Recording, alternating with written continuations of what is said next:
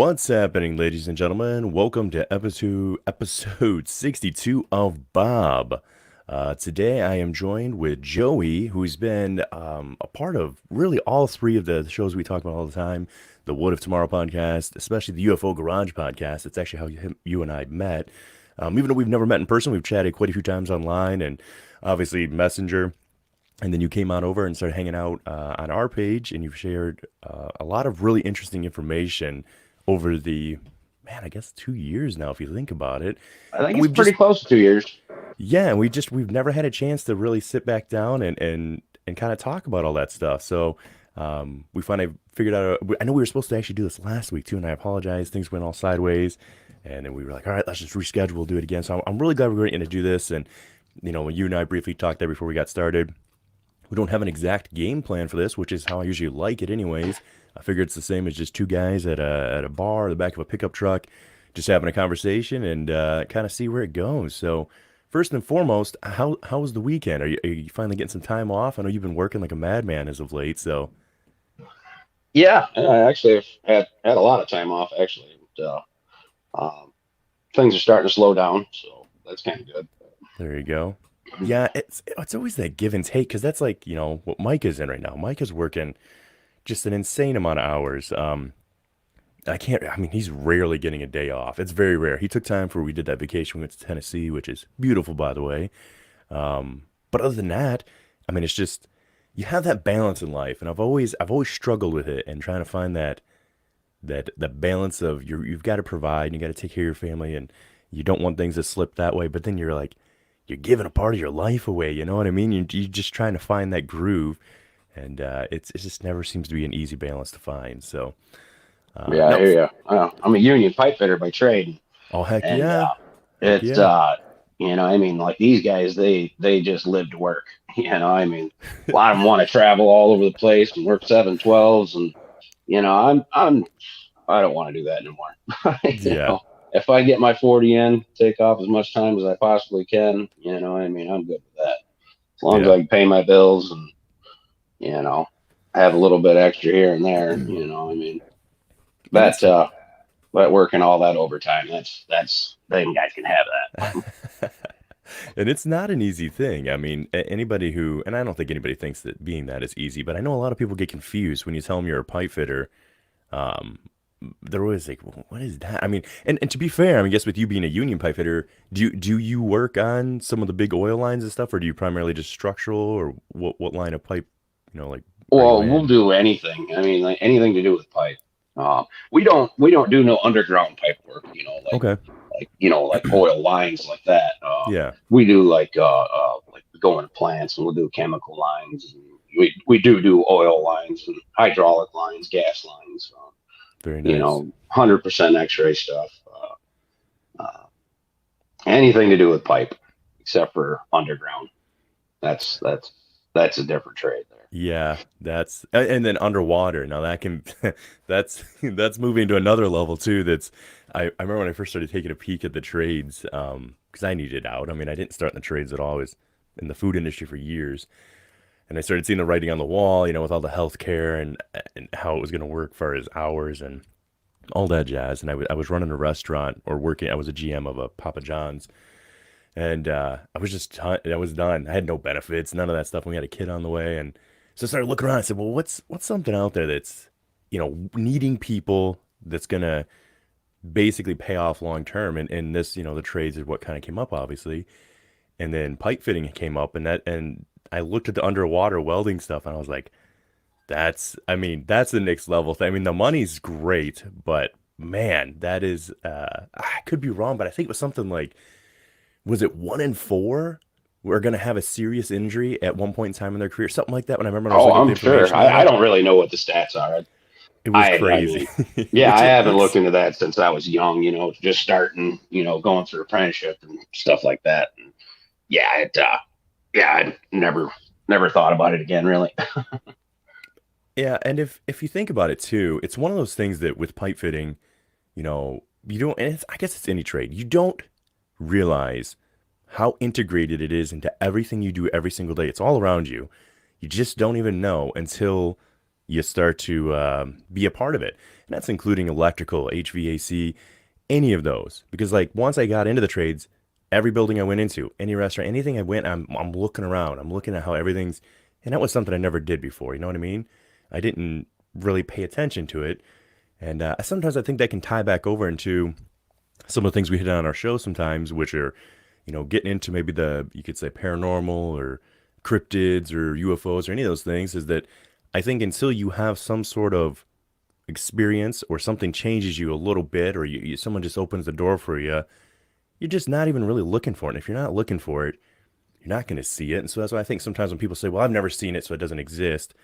I mean, that's fair. You're entitled to your opinion, but I don't know. I mean, like, just because you haven't seen it doesn't, that's a very, it would be the entitled opinion, I guess. Because if one individual, me, let's say, is like, well, I've never seen it, so it doesn't even matter. Let's just take Michigan, for instance, where I live. How have I seen all of Michigan? How have my one eyes at all times seen everything that's going on? I mean, to me, it's just kind of a narrow point of view. I don't know. Yeah. What's your Oh yeah, feelings or definitely. take on that?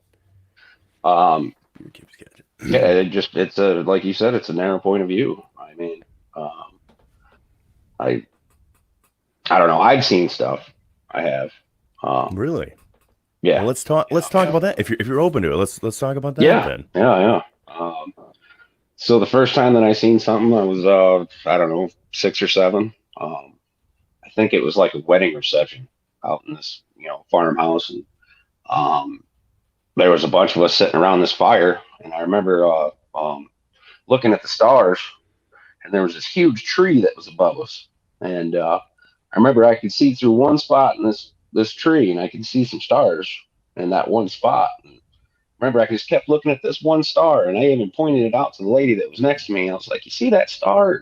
Does it just look really different?" And she looked at it, and they were all drinking and whatnot, and she didn't pay no attention to me. And I remember I looked back up at it, and I watched that star just shoot straight up in the sky, and Hmm. then it was just gone. That was it. And I remember thinking, "Wow, that was pretty crazy." Yeah. So that night, there ended up being a tornado that hit that farmhouse that night, and ripped off the top of one of the silos, and that silo landed right in front of the front door of that house. Whoa. Um, yeah, yeah, yeah. So that was kind of crazy.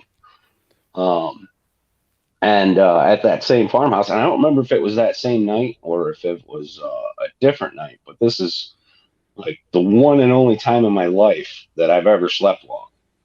All right, which Not a long sleeper.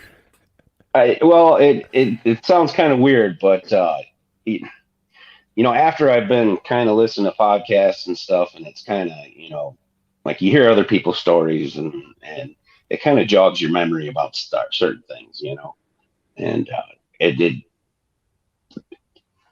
This just kind of jogged my memory about after that happened, and I don't remember after seeing that star. I don't remember if it was that night or if it was another night, but we all went to sleep, and I remember I woke up. And we were on like the second or third floor of this old apartment or this old house, and um, I woke up on a carpet on the bottom floor, and I remember I was super cold, and I rolled up in the carpet to keep warm. Yeah. So I mean, that's about the end of that. So I mean, I was just thought that was pretty strange, especially after I seen that star shoot in the sky. I mean, not saying that I was abducted or anything like that, Right. but it Right. was just kind of a weird coincidence for me. Um, and then the second time, which I didn't really, I this was on TV, right? So it was around the time, it was within 6 months of when Robin Williams killed himself.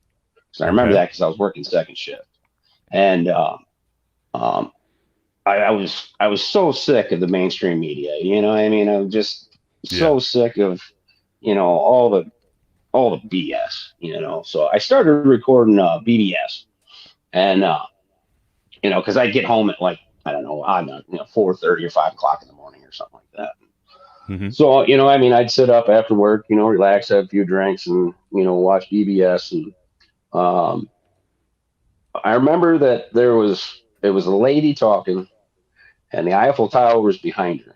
All right, and she was on the left hand side, and there was a whole bunch of houses on the right hand side, and you could see. I mean, thousands of houses behind her, and all of a sudden there's like a little spot that's kind of zigzagging around in the background above these houses, Yeah. and then there's another little spot that's zigzagging around, and all of a sudden you see something shoot from the ground.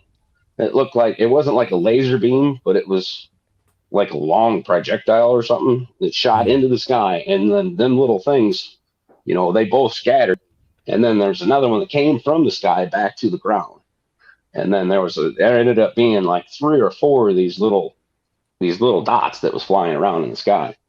So my girlfriend at the time, she woke up, she had to go to work, and I was like, hey, baby, check this out, and she was just totally amazed. But I had it recorded, and I showed it to a couple of my friends, and both of my friends just laughed at me, and they said it was birds, but there was no way that these birds could ever move like Yeah. that. Yeah, so that was pretty strange too. But I ended up losing that recording for somehow. I don't know how that happened, Well, but life. I can't even remember how. I yeah, mean, if I went through my old dresser drawer with all the phones, I mean, I still have them and stuff, but the amount of photos and videos on those old phones from the past decade or more, who knows, who knows what all I got on there, you know? you know.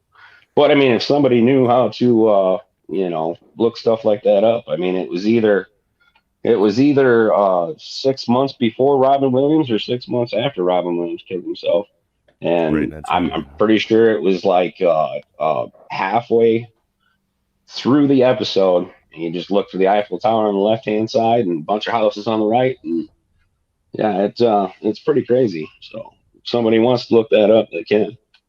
hmm So the No, third time, I sorry, got. keep Oh, go going. ahead. I'm sorry. No, no, no. I was gonna say, I had one question about when you were younger with that incident. Is did anybody else um mention, I guess, besides who you pointed out to, did anybody else mention that, or was just the reason I bring this up is a very similar story to someone else, and I'm drawing a blank on their name. What's up, brother? What's up, Chris? How's it going today? Um, I'm kind of drawing a blank on the name of the gentleman, but he had the same instance where it was him and his brother, and they lived out west somewhere.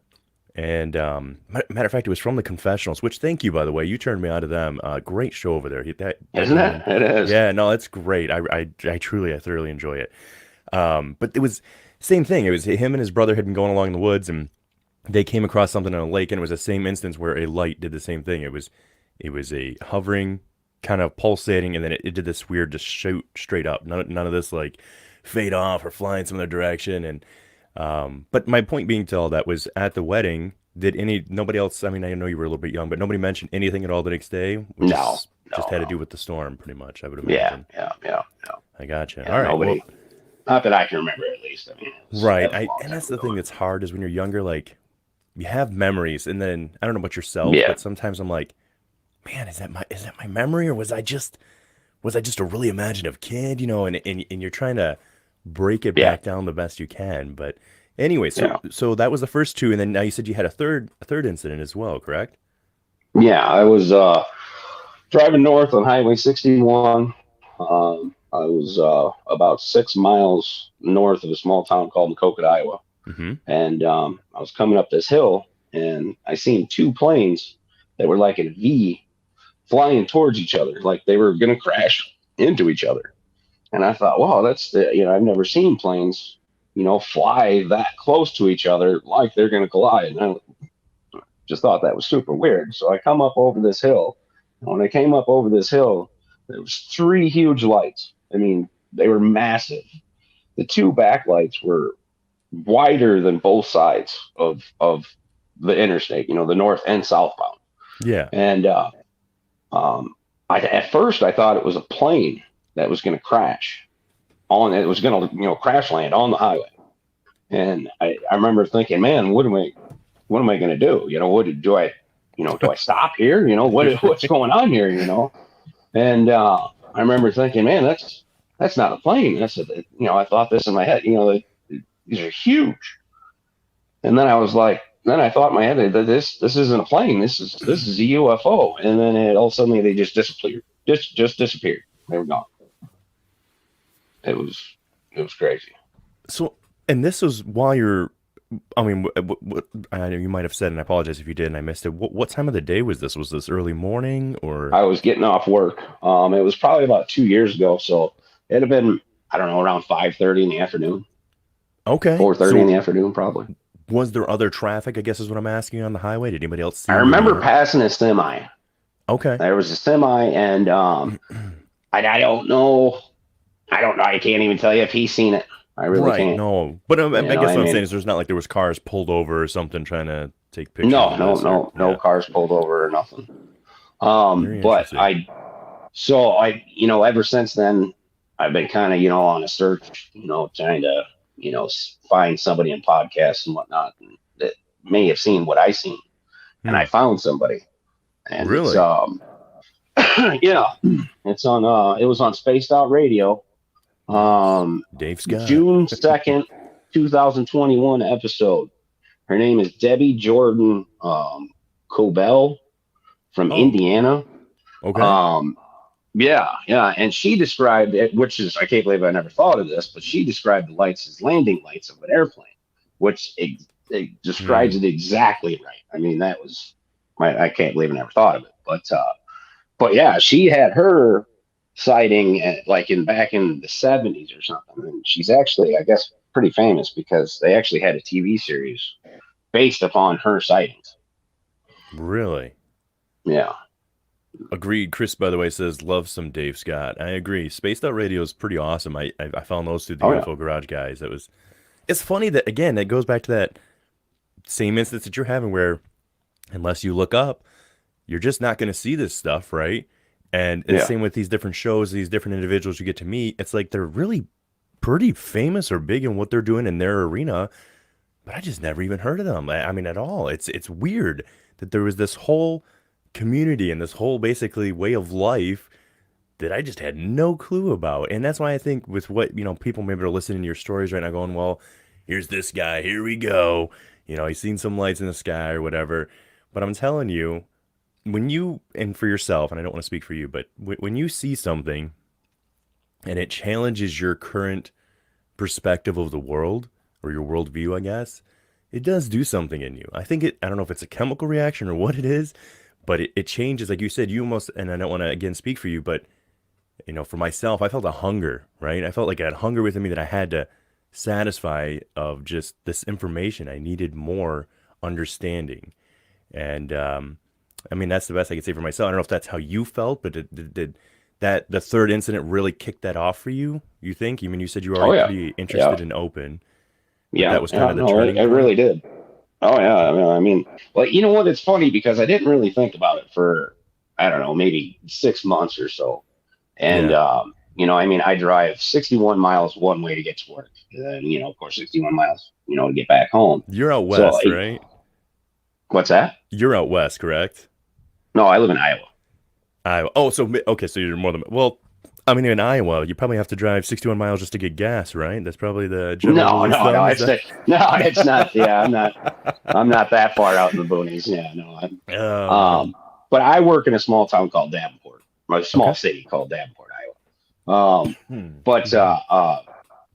Yeah, so I mean, I just got sick of listening to radio all the time, and I had a few friends that listen to podcasts, and well, I thought that and start checking into some podcasts. And Spaced Out Radio was my very first podcast, or not Spaced Out Radio, but UFO Garage. That was my very first Okay. podcast, Yeah, yeah. and Same then here. that led me to some other ones from them guys, and um, but yeah, I mean, now I just now I just constantly listen to podcasts for anywhere from 10 hours a day to, if I'm working 10 hours at work, it's 12 hours a day, because I mean, I work at a fad shop, so I can listen to, whatever I want all day long. It's And not like I'm out in the field, can't have a radio or anything. and that's what's funny is I remember telling somebody that because for a while there, when I first, so I take that back. The first, we have a local radio station up here. It's called, oh my goodness, I just drew a total blank. Oh, anyways, it's a radio station, and I couldn't find him every morning because you'd be busy at work and you had to walk away from the radio, right? You're working. And so I said, well, let me find something. Let me find these guys, see if they're on like a podcast. And I did find them, and that's how I started listening to them originally. Oh, Dave and Chuck the Freak, that's what they're called.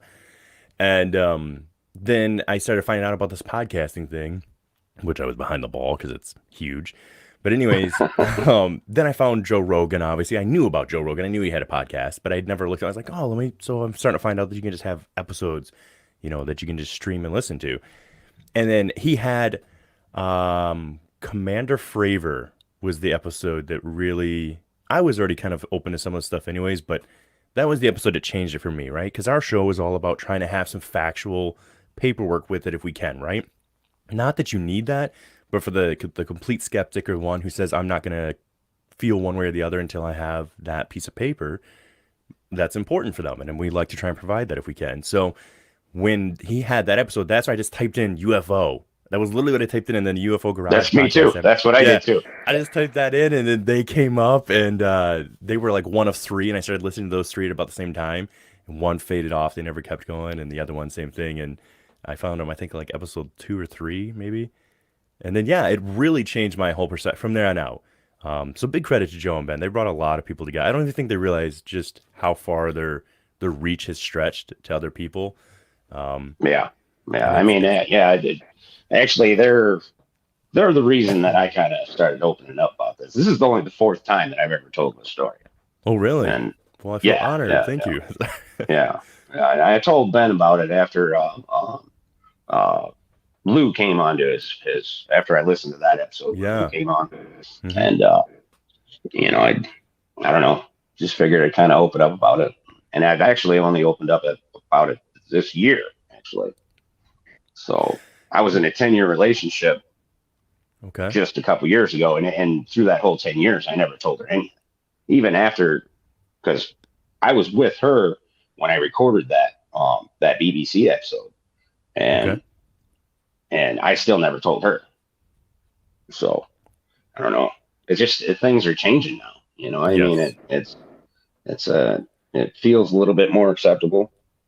I mean, I still don't think I tell my family because they're hardcore skeptics about everything. I mean, meat and Hmm. potatoes people. I mean, you know, Well, you know. what's funny about that is I feel like, and I could be wrong, that perhaps you've had that. Obviously, you've had that wanting to talk about it, that need, and it seems that in this past year, since 2020, that something switched in everybody where they've everything they've been holding in is starting to come out more. And I don't know how to say this in the right way. It's like someone flipped a switch where there was stuff we were all holding in.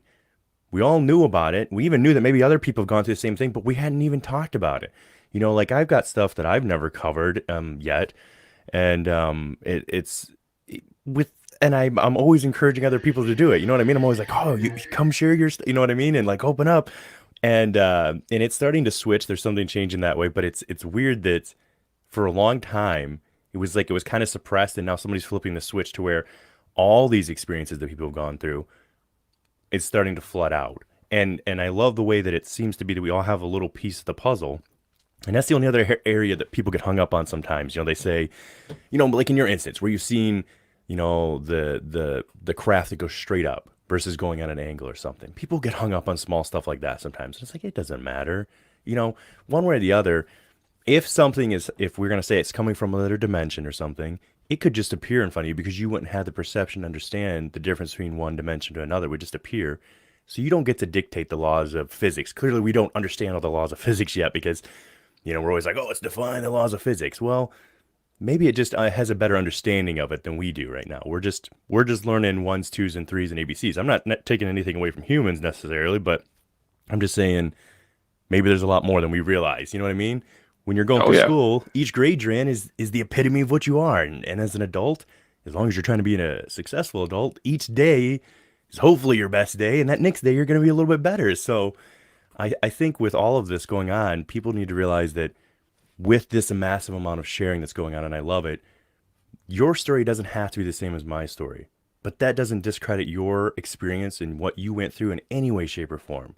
You know what I mean? And that's the only thing I want to hammer home for some people because that seems to come up is that the experiences don't have to be the same. Now, if they are, now that's big too, because then like you had that instance where that lady had the same thing as you. Now that helps solidify. That gives you some closure to say, hey, that's something I didn't tell her any details, and she described exactly what I seen her went through, and that's huge too. So I mean, that's awesome. But I'm just saying that some people have gotten hung up on that, and so I keep encouraging people and trying to hammer that home. Like, it's okay, just share it. We'll take it as it is. None of us got this figured out, so let's just go for it. You know? Oh yeah. So I have to apologize. I haven't listened to your guys' podcast in a while. So Oh, no have you worries. No experienced worries. anything? So, I mean, I think we all have in some sense, right? And I don't think you can ask anybody. And I've never actually talked about it on the show. That's what I'm saying. I have my own podcast that I've never even sat down with like my brother and been like, and then same with my wife. I've never gone through all the details. I mean, I've mentioned small things here and there. And the reason why I'm so apprehensive too is because it happened when I was younger. Granted, it went on for years, but it was when I was a kid. So it's hard to know for sure, right? And I've done different things to help in some ways. Like I've reached out to my mother and talked to her about it a little bit. So just without any pretenses of any background of like, was it this or that? Just asking her, hey, do you remember this or that? And getting her take on it. And but essentially, it was just a series of dreams that would repeat, which sounds silly because I know they're just dreams, but they would repeat for. I mean, it was like 2 years. It was the same dream, almost. I wouldn't say nightly, but very close. And it was pretty traumatic as a kid. And what was weird, and the reason why I never talked about it for the longest time, and the person who helped me start to open up and talk about it was Terry Lovelace when we had him on, because I read his book, the first one twice, and then I've got a second one now. And he talked about as a kid having the monkey people that would come in his room. And that part, it was funny, I was at work listening on the Audible part. When he came to that part describing how, as a kid, his nightmares that the monkey people would come for him, I had to actually pause it. It really bothered me. It really, not in a sense of, like, oh, this is too much. I can't listen to it. I mean, it hit Like home a or just flashback. unlocked. Yeah, it like unlocked something in me that Yeah. had been there for a long time. And then he went a little step further when we talked in person or through podcasts we talked to him, is that he was talking about how there's like the screen memories. So in his mind, it was little monkey people, right? Because he kind of liked, he said as a kid, monkeys, in the fairs and stuff. Um, but once he had his regression, he realized that they weren't monkeys at all. It was little gray people or little grays. But it screened his memory in that sense that that's what he's seen. And for me, the reason I always left the stream alone is because it was always Jurassic Park for me. Like it's the silliest thing ever, but it was always Jurassic Park. It would start the same way. I would get picked up. I would get taken in this truck. I didn't want to go, and then we're going through this place. And in my mind, it played out kind of like the movie, sort of, with other elements in there. But I always just wrote it off because I'm like, I was a kid and I loved dinosaurs. I was obsessed with dinosaurs. Jurassic Park scared the crap out of me as a kid. I wanted to be an anthropologist when I grew up. All that stuff. And so I just wrote it off as I was obsessed with that. But hearing his story, and it was one of those things that those dreams have never gone away. And there's like three other ones that are so distinct and so ingrained and burned and seared into my mind that the minute I recall them, I'm right there again. I can see what's happening, and it was just it was just very it's I don't know how else to say it. It's just seared. It's a part of me, and but opening up and talking about it is it's one of those things that's like it's hard, and I recognize too, like if I want to get really dark with it, I also recognize too that there could have been childhood trauma. I mean, God forbid anything like that happened, but it could have. I don't know. You know what I mean? We create memories as human beings and coping mechanisms. And again, that's me being trying to be super skeptical and play devil's advocate, as it were. But that is a reality. Bad things can happen to you, and sometimes you create. Chris, he put raped by raptors. Hopefully not. Hopefully there was none of that going on. Um, but it was very weird because in a dream, and I don't know. Do you dream first of all, Joey, yourself? Do you have Yeah. pretty Yeah. okay? Yeah. I do. Yeah. In your dreams currently now, I think you can differentiate, I feel, when you just have a dream and then when you have something a little more than a dream. Does that ever seem to happen to you? Do you feel like there's a difference in your level? And you too as well, Chris, do you feel like you have a different in your dreams, I guess the level of experience in them? Well, I got a reoccurring dream that I haven't had for a long time, but um, I don't know. I'm sorry. What was your question again? I'm sorry. Oh, no, you're okay. The level of so having a regular dream, well, a regular dream, but a dream, Yeah. and then having that Yeah. dream that's just like it's a step further. You're conversating in a different sense. Like it doesn't feel like it's like sometimes in a dream state things are just kind of happening and you're just going along with it. Yeah. And then there's certain dreams where it's like I'm not in control of anything else around here. I'm in control of me, sort of, but whatever I'm talking with or whoever I'm speaking with in the dream is very independent in and of itself, and it's a very clear conversation. Um, I I don't know. I feel like I've always been pretty in control of my dreams, oh, very interesting. um, except for that reoccurring dream, which Mm. I don't know. It would just it was like a huge house, and there's like a bunch of different secret passageways, and I end up crawling into a really tight spot every single time, and can't get out of that spot, and then Mm. I wake up from that. So I mean it, but I've had it a lot. I mean, a lot over the years, and it happens probably I don't know 3 or 4 times a year, but it hasn't happened in a while. So, but yeah, that's the Yeah. only time that I can really say that I haven't really been in control. I think in my dreams, you know.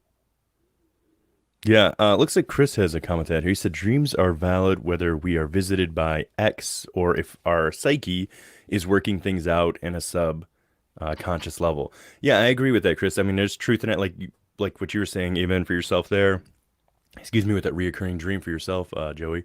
It could be, and that's the hard thing, right? I don't like to jump to conclusions and say, oh, I had this dream, so I've been abducted, or I've had this experience, or whatever it is. And the main reason why, and can I say why the main reason is, and it wasn't so much even for like, oh, I don't want people to think I'm weird, because I'm kind of getting to the point in my life, I kind of don't care anymore. I mean, I'm getting there. It's still a struggle for me, but I'm No, just, I hear you. I'm me, and this is who I am. I'm going to live my life the way I am, and if people are a part of that, great. And if they're not, then I'm not going to fight to make that happen either. So, but what I was mainly concerned about especially, I mean, let's be honest, there's been a rapid, and I mean a rapid change in the UFO community or ufology in just the past 2 years. It's really ramped up, and that's a good thing. But I didn't want to hurt or damage the integrity of what the community did have at the time because it still was a little fragile.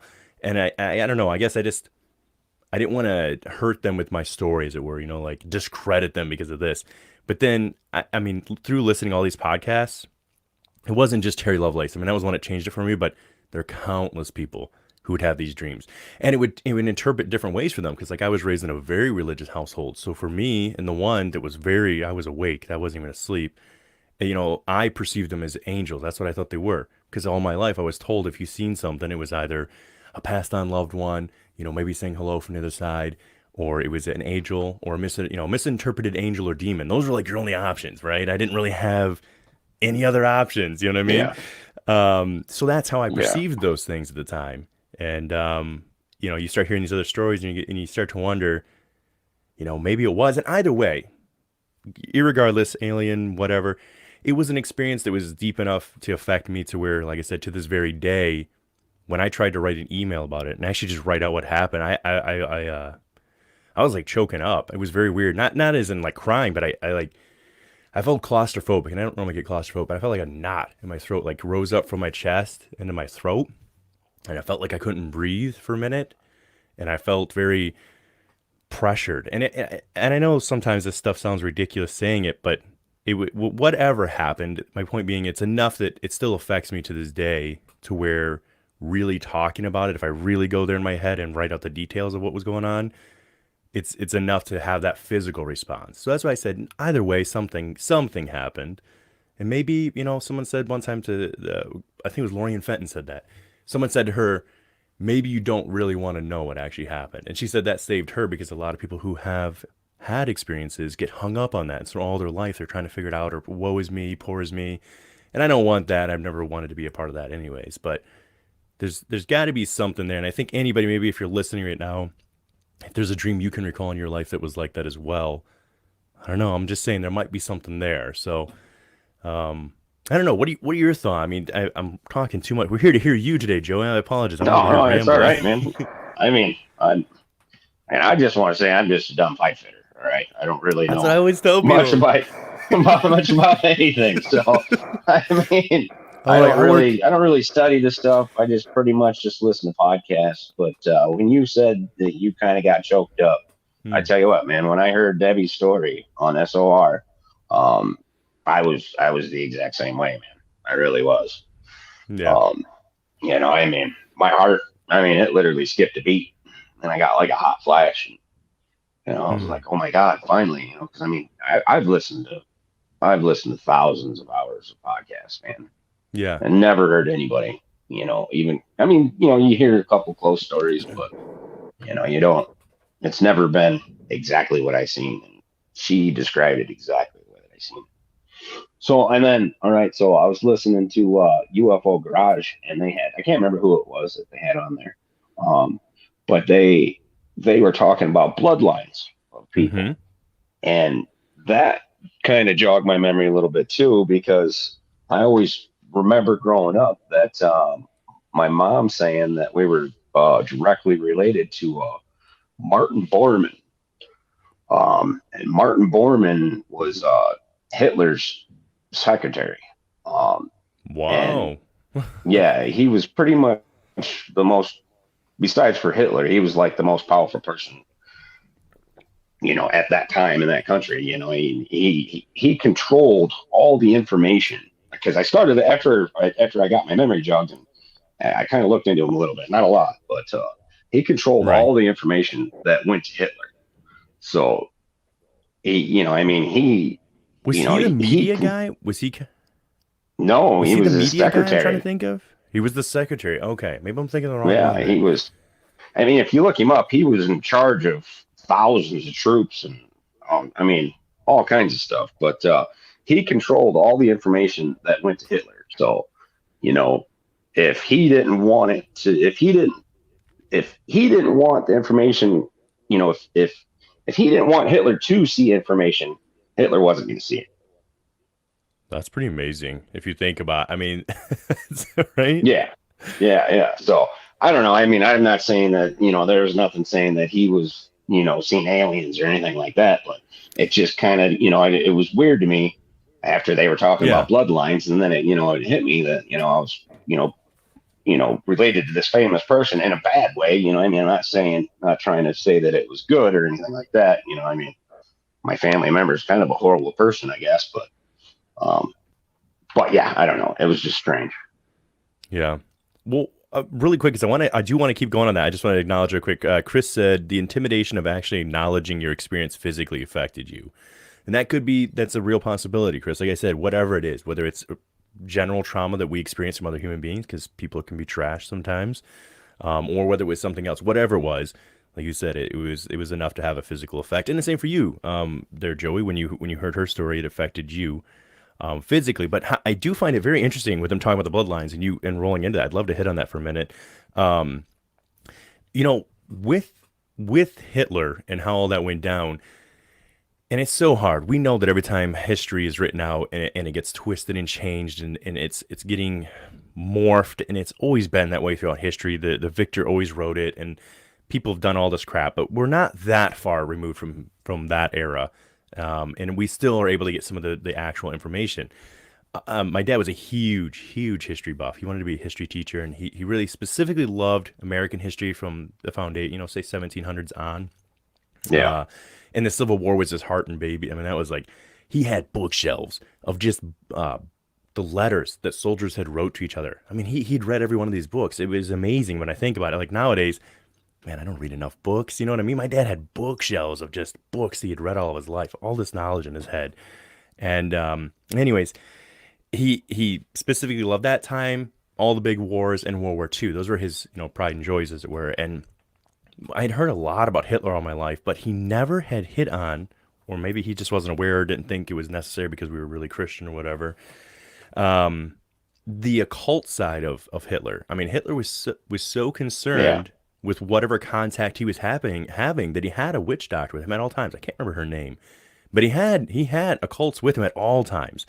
Yeah. And the people below him were just as involved. And those rolled down to people like the secretaries and others. And they're now some would say it's only hearsay because we don't have all the papers that make a clear linear line. But we do have some of the lettering that connects the dots saying that they were having meetings or connections for sure. We know in South America, and that's why we had people that were running there when things ended, as well as Antarctica. We even have evidence of the battle that took place after World War II, where we go to Australia, or we go to Antarctica, and we got our rear ends kicked and handed to us. And he wrote Yeah. back and sent the information saying, "I need more if I'm going to fight these things." He was talking about flying stuff. And again, a lot of people get, well, you're getting way out there sci-fi with it, but I don't think it's that far out there. These guys were definitely having some sort of communication, whether it's with the occult, whether it was another dimension, whether it was UFOs. Um, I don't think it's that far stretched. And when you talk about the idea of the bloodline being in people, the reason I've always thought that that was so intriguing is because, in a sense, if you think about it, we are a little reincarnation of pieces of our ancestors. I mean, that's how we basically become immortal, in a sense, is because I mean, for instance, I didn't meet my biological father until I was 19. And it was weird. I always thought you sound like your parents, or you move like your parents, or you talk like them, you have interests because you grew up with them. But at very least, I thought you sound like them and act like them movement wise because you grew up and you've seen that as a kid, right? Yeah. I met him at 19. I called his phone the first time, and I about dropped the phone. I couldn't. I mean, I was hearing myself. I got his voicemail. I heard it, and I was like, that sounded like me. And then I met his family first out here because they all lived in Michigan. He's in Minnesota, and they were taken aback by just the way I was, my mannerisms, how I held myself, what I did, what I was saying. And it wasn't until I met him that I realized that. So that idea of the epigenetics being built into us, where it doesn't matter if you've experienced that physically, your genetics are predetermined in a sense to manifest a part. Now, again, you Yeah. have free will and you can change, but I'm saying is that in a sense, you are a remanifestation of that person's bloodline. There's blood from that person in you. So I don't think it's that far stretched when people talk about the bloodlines. I don't. To me, I think that's a real plausible thing. It's kind of like what I know. I'm simplifying it here, but it's what we do with wild animals, right? We track them. We track a family. We stick with that family. They don't just go branch out to new ones. They know a new lioness that they're following and her cubs. No, they stick with this one that they have, and they'll probably continue with those cubs as they grow in the next generation.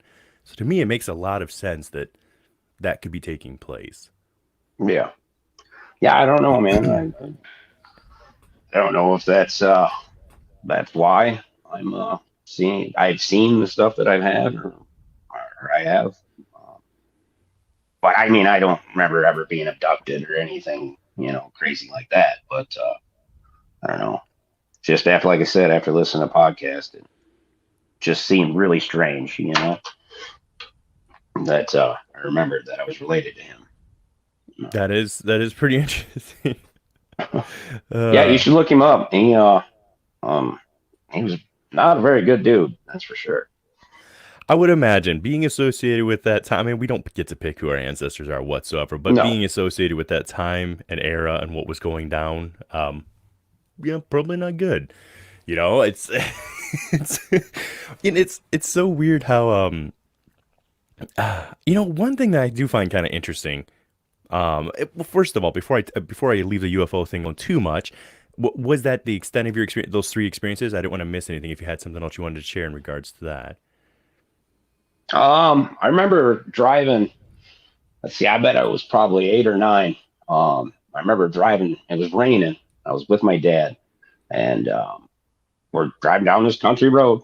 Raining like cats and dogs, Yeah, and all of a sudden it was like we drove over an underpass. Or yeah, we drove over an overpass. It just stopped raining for like 2 seconds, and then like something was above us, and then we just hit a wall of rain again. And I remember we both looked at each other. Neither one of us said a word, and my dad just kept driving. So that was pretty weird too. Didn't see nothing. Just it just stopped raining for like 2 seconds, and then I mean it was like we drove under an overpass. It was that's crazy, weird. isn't it? I, and I out in the middle of the country. I mean, there's nothing over top of us. No big trees, no nothing. Yeah, that's and we experienced that a couple times here and there. Not in that sense where you're like nothing to something, but it can be weird how every once in a while you'll just happen to catch.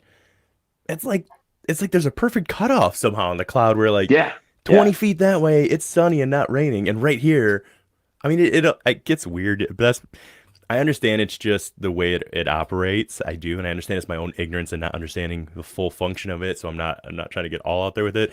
But it's always fun to think about, like, man, what the French show like is somebody like is it are we in the Truman Show? Is it just like they just yeah, making it yeah, rain in yeah, this one spot right now? yeah. It's um it's crazy. I don't know. Just something else that always stuck out in my head. I'm not saying it was anything. I'm just saying that it was weird. You know, didn't get to see nothing. So do you think so with closing that out a little bit, growing up, was it a dual did you have a dual interest in both, let's say, cryptids or Bigfoot and UFOs? Did they go hand in hand for you, or was it more one than the other? no, it was pretty much all of it. Um, I remember watching the old unsolved mysteries and Hmm. stuff like Hmm. that, and seeing the Bigfoot stuff. Did you ever listen to them episodes I sent you from I Sasquatch Chronicles about I the Bigfoot? I did, dude. I love that he incorporated now that guy's part of. Well, I actually listened to both those, the two that you sent me. Where did this come from? Yeah, Got honey on here. Both those two that he sent actually got incorporated into like his theme song now. So yeah, I yeah. freaking love that. But yeah, both of those stories highly intriguing. Probably this I can't remember which order you sent them in, but in the one where you have, like I said, I it's the one. touched Bigfoot, or I touched Bigfoot or something, and then I killed Bigfoot. That's it. That's right. So Yeah, I yeah, mean, both are very interesting. The I touched Bigfoot one. I mean, again, you have an instance where if that guy is lying, first of all, what's the point? Why? He was younger when it yeah, happened, and you could. Okay, I'm not trying to do the tough guy act here where guys shouldn't cry or men shouldn't cry. I'm not saying that at all. But I will say this is that when a grown man, you could hear him on there having issues talk about it. He was yeah, shaking and his voice is breaking, recalling something happened as a kid. Either way, something happened. Whether it was a bear, whatever.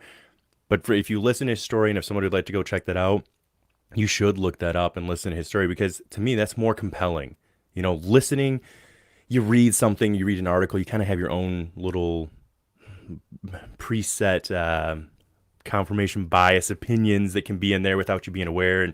But hearing that person tell that story and recount it, that is pretty powerful. And then the one that was intriguing was that I killed Bigfoot, because like I said, it's the most it's the most outlandish claim on face it value. is. It is on face value. You're coming on, you're like, yeah, guys, sorry, you know what? Already took out Bigfoot, killed him. And at first I Yeah, was like, okay, I'm gonna see how this goes. I was interested, but then it made sense once he got talking about how he specifically said one thing that stuck out to me. And I'm sorry, this was quite a few months ago. I listened, actually more than a couple months, but he said something along the lines of that it was the FBI slash park rangers, but the federal park rangers or something along those lines, yeah. which I goes. can't. Something like that.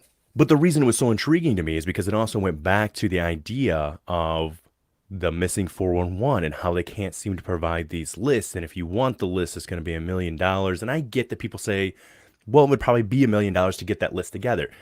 But hold on a second. Let's just say, like, when you get a hunting license, okay, you get registered, you buy that. That's usually tractor tagged.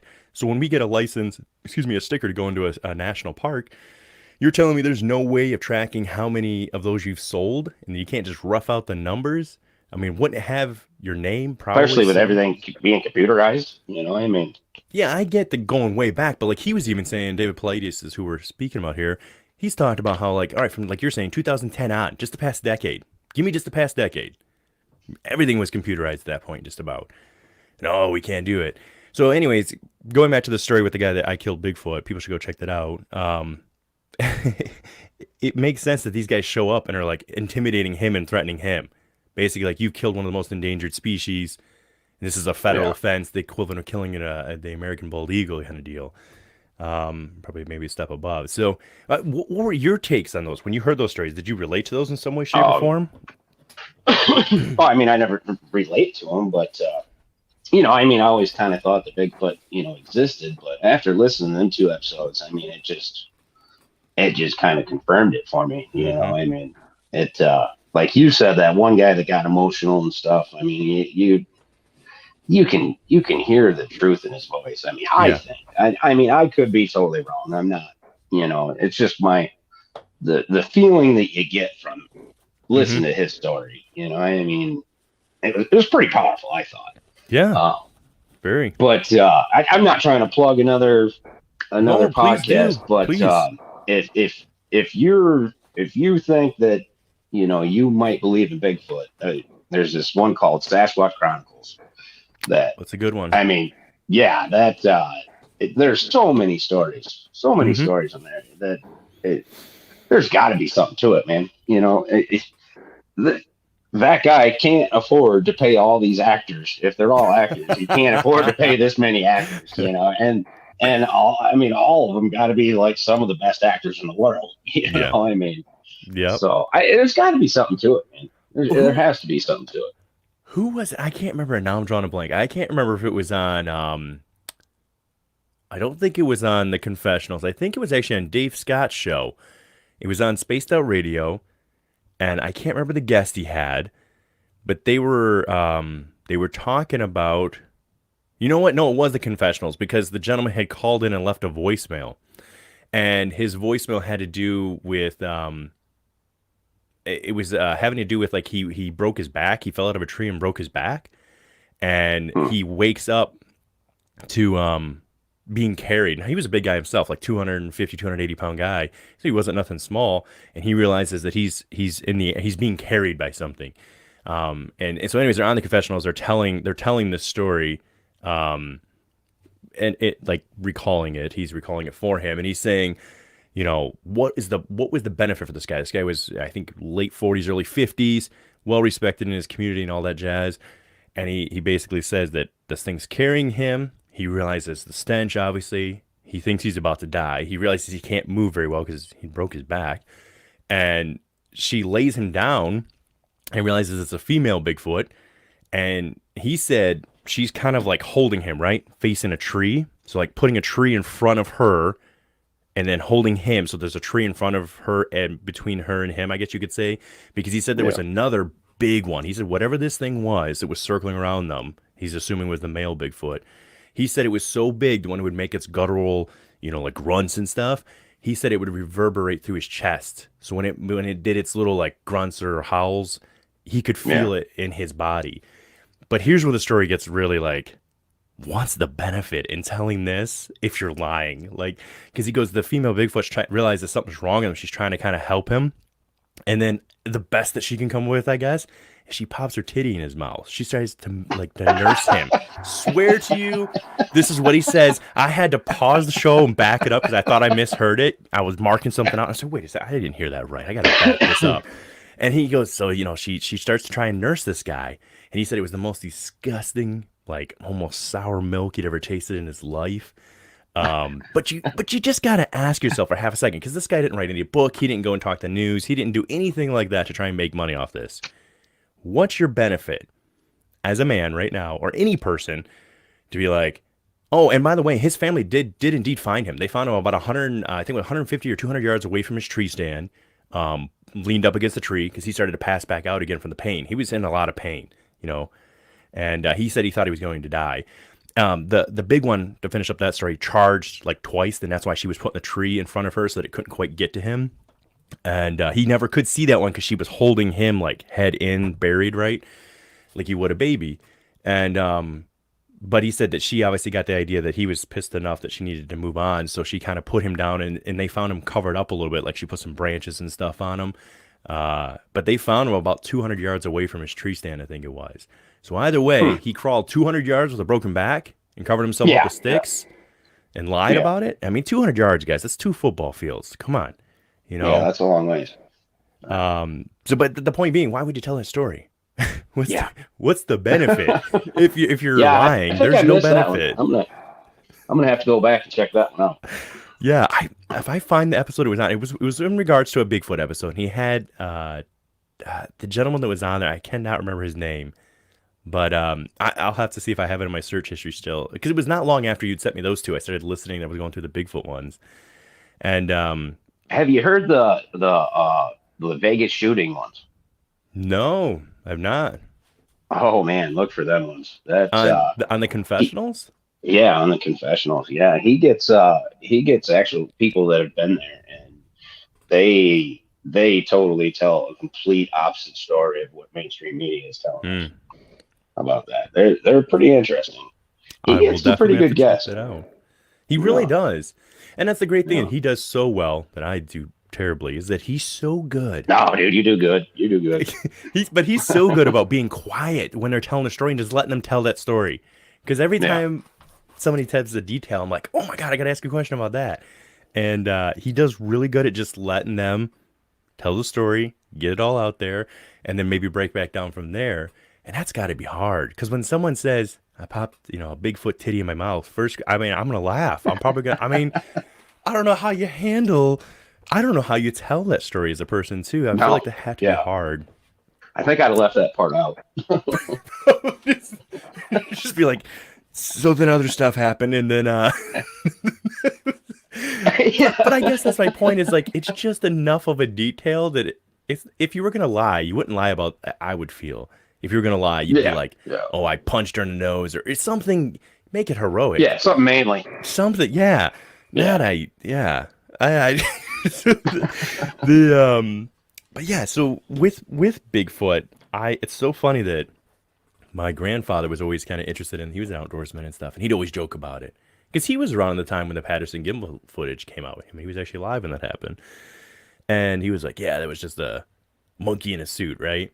But then he would always say that was just a monkey in a suit, but he was like obsessed. I wouldn't say obsessed. He had a lot of books on Bigfoot and stuff. He'd read about it. So I think in the back of my head, he was kind of like, he grew up and, was born in the late mid 40s there. So an older generation. And I think he always had that secret interest in it, but played it off as, oh, it was just a guy in a monkey suit. But I got to tell you, there's a group now. It's a lot of hours to listen to, and I have one episode left, and they're about 2 hours apiece.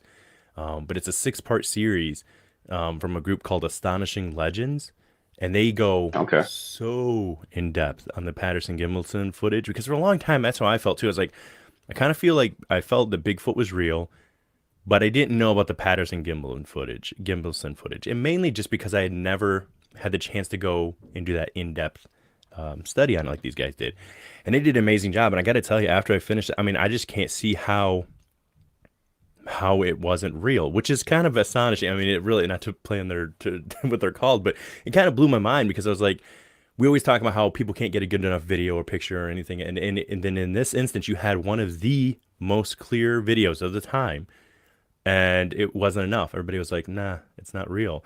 Now, what they break down in this series is that no scientist has ever come out and said it wasn't real. They just said they had issues with maybe other people's conclusions. Nobody had ever actually attacked the film. And the type of film it was shot on was a 16 millimeter or whatever it was. You can't edit that. So like nowadays we get it. And like that video you shared the other day, right? Of whatever that creature was on the dock. We all Yeah. understand that CGI exists. We all get that anything can be, you can just about make anything today and pretty well, pretty decent. But on the camera that this was shot on, if you were to go in and edit it, there'd be markings. It would show on the reel how you've Yeah. edited this, and it doesn't exist, which means what's on that camera is real. Now, whether the person is in a suit and what it was captured is real, now there's an argument to be had. And they go, I mean, like I said, it's like 13 hours worth of them going just the super deep on it, and I'll but definitely it check kind that of out. yeah, it kind of, if you look it up, it's called Astonishing Legends, the Patterson I think I've Gimbelson heard of footage. it actually. Yeah, and they do super in-depth ones. Like I mean, like they did the crop circle thing, and that was like a four-part series right there. So they go way deeper than I mean, I like going deep on stuff too, but they go like they go that next level to Yeah. close out all possibilities. But yeah, I think too with like even the one you sent though, let's be honest. So if anybody hasn't seen this, um, you sent a video of I mean I don't even know how to describe it. I wouldn't even call it a Like mermaid. yeah, some type of deformed mermaid or something. I don't know. Yeah. some It was sort of crazy looking. water-based looking creature on a dock. But one thing that was interesting, like you pointed out, the tail function, and the other thing that actually clicked for me that was pretty interesting was the shadow on the body didn't change. So I was trying to watch the shadow because if the sun, when it was facing you, I was like, oh, if its shadow's casting this way, but it's not. It's casting this way. And even when it rotated, it maintained its cast. Now I understand again through someone who's really good at CGI could totally do that. That's why I was hoping to find somebody who knew what the bystanders were saying. Was anybody saying, what was Yeah. going on? But I still think for me, I used to be super closed off to like the idea of a mermaid or anything like that. But in my mind, because of the UFO stuff, I've recognized that the water is the most common sense place that something would want. I mean, Commander Fravor talked about that in Joe Rogan's show. He said when they were chasing that craft and it finally stopped and it hovered about 25, 30 feet above the water, there was a much larger craft in the water. So a submerged UFO, as it were, that it was communicating with. And to me, that makes sense. If things are coming in and out of our space, we've got a lot of radar now. We've got a lot of that can be tracked. The water, we're it's pretty wide open down there. It's kind of the Oh wild, yeah. wild west still. And so for me, I'd be ignorant, I feel, to say, yeah, there's no chance that there's sea creatures out there we don't know about because, come on, it's I don't know. What are your thoughts? I know it's a little different hitting on the idea of some sort of sea creature, but are you open to the idea that there could be some things down there that are using Oh the yeah. water as a Well, hiding place? you seen that one video that I posted of that little black sea creature somewhere in the bottom of the Mm. ocean, you know, and Mm-hmm. that was changing shapes and all Yeah. kinds of stuff. I mean, that was pretty amazing. Uh, but yeah, there's got to be something down there. I mean, I just from what I've seen, I just don't believe that there isn't. You know, I mean, and then you start hearing about pyramids and stuff that they're finding, under the ocean, and Mm-hmm. like that huge structure that they found under off the coast of Japan. Um, Really, you I know what didn't I'm know talking about that about? one. No, I didn't. I didn't know about the one in Japan. I knew about the couple of other ones and the one they found in Antarctica and one in Alaska, I think, but I didn't know about the one in Japan. Yeah, it's off the coast of Japan. It's a huge, huge structure that has steps and everything. Yeah, you should look that up. I can't remember what they call it, but um, I think it was like 15 years ago. And it ain't even that deep. Divers found it. So, um, but yeah, there's steps, and I don't think it was exactly a pyramid, but um, yeah, I don't know. You just got to check it out. It's pretty interesting. With the pyramids, it is pretty amazing.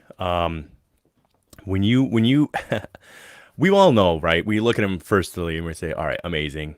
Humans couldn't do it and all this stuff, but people go more in depth on that um, to give the reasoning as to why it couldn't happen. Graham Hancock does a great job of this too, talking about the idea of if you look at, you're coming back to the problem is that there's cut marks in this that, excuse me, indicate that there was a saw involved, but at the time we're back at the Bronze and Copper Age, or Copper Age, really.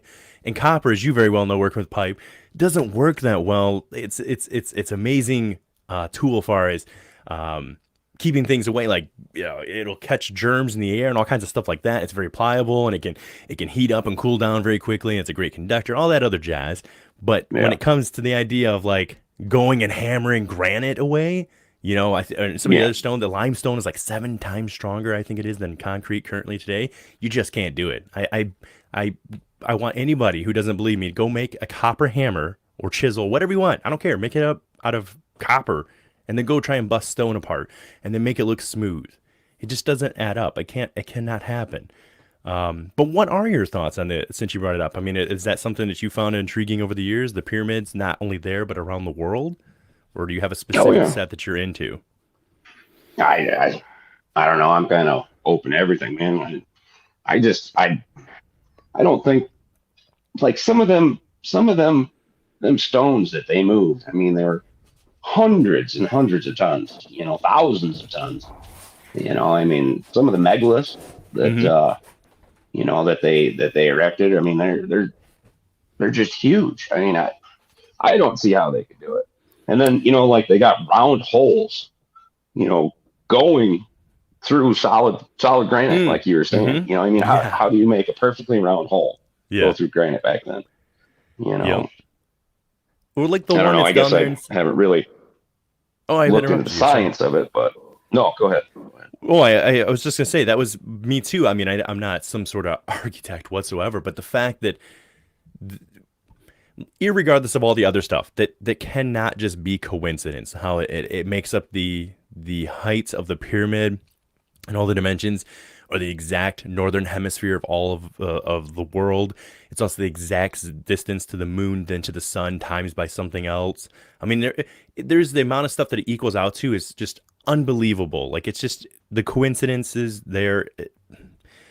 If someone did it It's by crazy. accident, yeah, it just doesn't seem like it's by accident. It also gives perfect points of views on different when the different oh man, I'm drawing a blank. What do they call it? Constellations line up, right? Yeah, So yeah, it's but irregardless of all that, I just like you, as you're saying, when I first started getting into it, it was the structural point of view. I was like, all right, and they were talking about leveling stuff up because I was working on these big, giant, old Versen presses at the time from GM that had gotten shipped in, some old ancient ones, and we're trying to level these suckers off, right? We're out there machining down some of the plates to make everything level, and it was kicking our butt. Okay, we were the machinist that we were working with was having a hard time, and point being, we had all this technology stuff. We had all these lasers. We had all this stuff to use to help us level this bad boy out, and we were still having a hard time.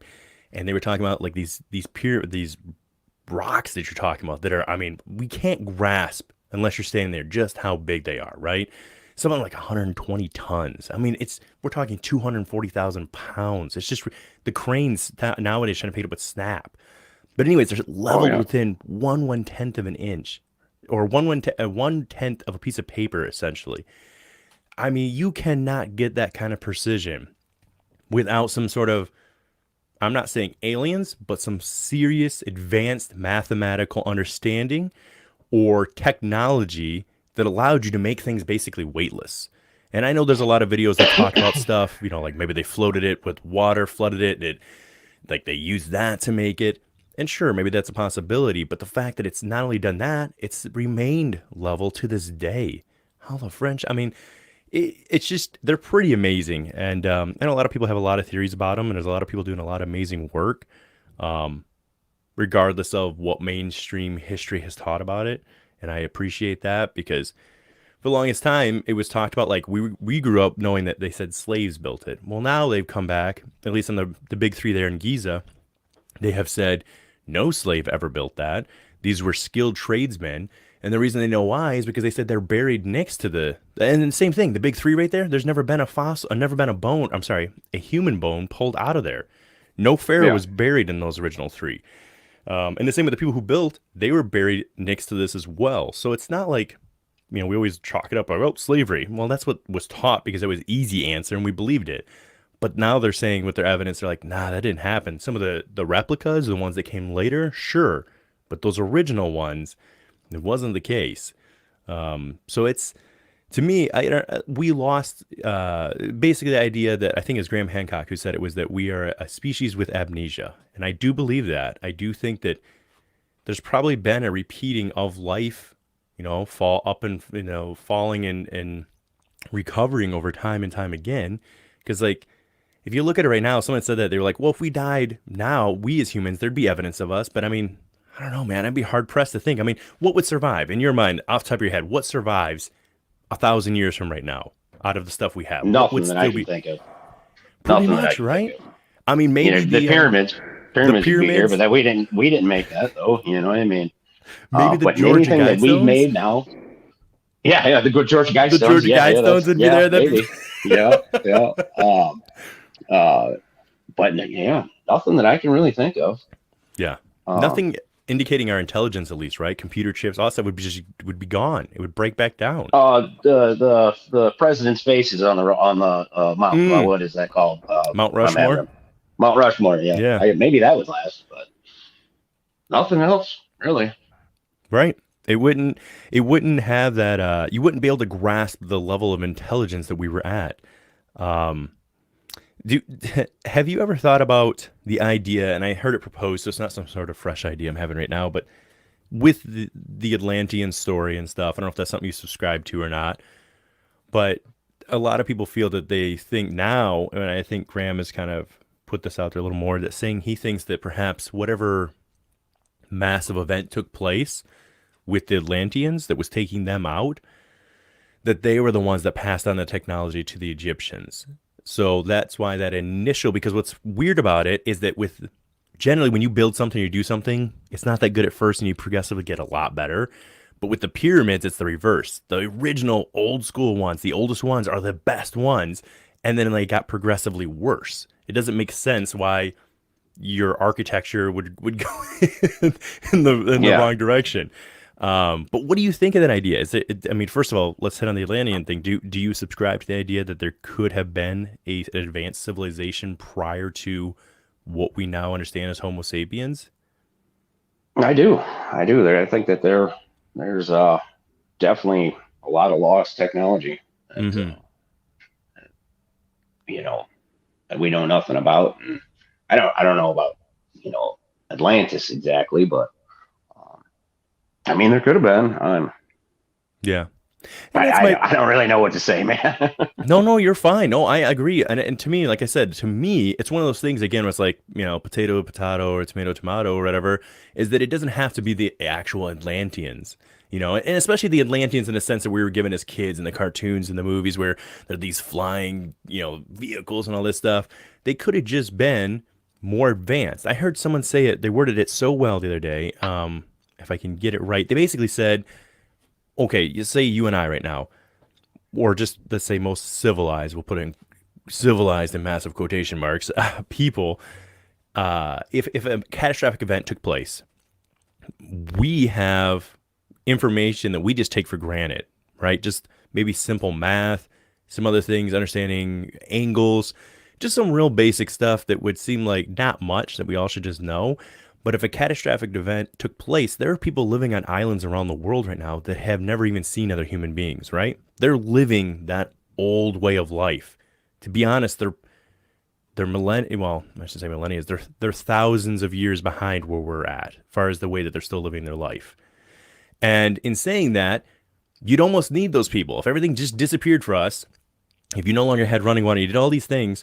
Someone said, well, my first thing that I would do is go find people that knew how to live off the land still. I would go to them and I would help them with what little bit of information I have and then basically learn from them how to survive. So what they were saying is if those people went another couple thousand, say millennia, their story that would be written in their history is that this, something rained down from the skies. Let's say we got hit by a meteor, something rained down from the skies, and then these angels appeared from the water or from these planes coming in. These spacecraft came down and landed. And really all it was is we knew some basic rudimentary math, so we helped them build some things a little differently. But we would be revered as these gods or these aliens. And all that's happened is that there's been a reset of civilization. And now that story would be carried forward with us as Yeah, these aliens or UFOs. And I've always wondered about that. Like, was there some sort of even in the Bible, you look at like the exact dimensions that you had. Oh man, I'm drawing, but was it Isaiah? No, that's not right. Was it Isaiah or Ezekiel? Who he built out the craft? You're talking about no, I'm thinking of Elisha. I'm sorry, Elisha. We had the wheel within the wheel, and he's trying to describe what it looked like, and then he also gave the dimensions of the building. He talked about this building and the dimensions that Elisha gave fit Ezekiel as far as like the temple would have fit perfectly. And who knows? I'm not trying to say that that stuff's all wrong, like in the Bible, like, oh, it's all wrong, whatever, it's aliens. I'm not saying that. All I'm saying is it's interesting that there's been times where throughout history it's changed some stuff to where that story could be something else. It could be a little bit different. You have Enoch who walked with God and was not. So in a sense, Enoch gets raptured, right? So with Enoch getting raptured, what is that? Who knows? I mean, I know I'm rambling at this point on it, but it's why I find it very interesting. That's why I love like the idea of giants. I don't know if you have ever looked into that too much or heard any stories a that little way. bit, a little bit. Yeah, I don't know. It's crazy. They on Sasquatch Chronicles, they actually talk about that a little bit, and on film Really? festivals. Yeah, yeah. They like some people in Alaska were hunting, and they seen a 20-foot giant that was carrying a club, and it was walking up into the mountains. Um, Wow. yeah, there's. Well, I'm sure that you've heard. there's some soldiers that were like in Iraq or Kuwait or something, and Oh they yeah. yeah, I think that was on the beginning of the confessionals there too. You can hear him, that guy talking about um, how the It was the soldiers blew the giant's head off. And, um, Giant of Kandar, right? I think it was in yeah, I think Canada. so. Yeah, I think so. And Very then interesting. they found you know skeletons in the mounds all Mm-hmm. over the United States, and all that stuff comes up missing. So who knows? I, and that's that is I love that you just bring that up because talking in regards to the what are they called? The American. I'm saying this wrong. It's the it's whoever accepts and qualifies like all archaeological stuff in the United States. It's the main museum that does this. Oh, National History Museum, That's one of right? them. The other one is Oh, like I'm drawing a blank on it. I can't remember. I keep yeah, me too. saying aerospace in my head. That's not it. It's the Smithsonian. Yeah. I can't remember the first part of it. It's the Smithsonian. But anyways, they were talking about how throughout history, especially back in the late 1800s and all that stuff, when you had the rage of the people finding dinosaur bones, and there were people faking stuff for sure, but they were finding these bones of these giants, right? And they were turning them in. Now, what's funny is you had the Smithsonian says, well, that doesn't exist, and they've even opened up some of their warehouses and said, here, come look, there's nothing here, right? But where they messed up was they had receipts. They still had the original books, right? Because they kept track of all that stuff. And in the receipts, it has them checking this stuff in. It was like Oh, they were, really? yeah. I'm trying to think of Hugh Newman is his name, Hugh Newman, and I can't remember his friend's name who lives here in the States, right over in Massachusetts. They both did a great episode having to do with giants and megalithic structures. I think on the Jimmy Church show way back, but they went in depth on this because they both have been researchers of megalithic structures and specifically giants here in North America and abroad. But they hit on this. They talked about. They said, well, here you have the Smithsonian, who's almost got its own like religion kind of going on, because at the time you had Darwin's theory had come out and hit the scene, and that was being preached really heavily, and anything that contradicted that was just getting shut down as the woo, as it were. And so, Mhm. anyways, you had these receipts that are tracked, or the paper, the booklets that says, hey, this took place, it is here, but you don't have anything in existence of it. So they said, well, it must have been a typo. Well, how I forget how many he named, but it was like, I mean, we're talking a couple hundred typos from different stuff, not just giant stuff, other stuff that's gone away. But the best thing ever, I don't know how much you subscribe to this idea about the Simpsons knowing what's up, like how many things they've predicted It's correctly. weird. It's It's definitely very weird. strange. And one of the things they did was they had the Smithsonian go out in a boat and burn down all their stuff of like giant bones and alien crafts and all this stuff on it, and it had that in an episode. And then somebody looked it up in history, come to find out that happened in like the 1918, 1920, somewhere in there, where the Smithsonian was transporting some stuff and by accident it lit on fire and burned down.